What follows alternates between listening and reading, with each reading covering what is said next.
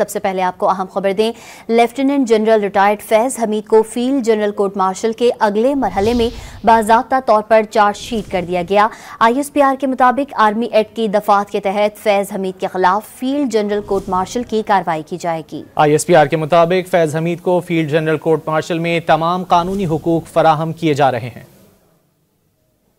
ISPR کے مطابق lieutenant general retired فیض حمید کو field general court marshal K تحت باضابطہ طور پر چارج شیٹ کر دیا گیا۔ فیض حمید کے خلاف چارجز میں سیاسی سرگرمیوں میں ملوث ہونا اور آفیشیل سیکرٹ ایکٹ کی خلاف ورزیاں شامل ہیں۔ ISPR نے بتایا کہ ان چارجز میں ریاست کے تحفظ اور مفاد کو نقصان پہنچانا اور اختیارات کا ناجائز استعمال شامل ہے۔ اس کے علاوہ فیض حمید پر عائد الزامات میں سرکاری وسائل کا غلط استعمال اور لوگوں کو ناجائز نقصان پہنچانا بھی شامل ہے۔ ISPR نے بتایا کہ فیض حمید سے ملک میں انتشار، بدامنی، پرتشدد واقعات ملوث ہونے سے متعلق تفتیش جاری ہے۔ اس کے ساتھ 9 مئی سے جڑے واقعات بھی شامل تفتیش ہیں۔ فیض حمید مذموم سیاسی عناصر کی ایما ملی بھگت کے الزام میں بھی شامل تفتیش ہیں۔ ISPR کی جانب سے بتایا گیا کہ فیلڈ کورٹ مارشل کی کارروائی میں فیض حمید کو تمام قانونی حقوق فراہم کیے جا رہے ہیں۔ فیض حمید کے خلاف 12 اگست 2024 کو فیلڈ جنرل کورٹ مارشل کی کارروائی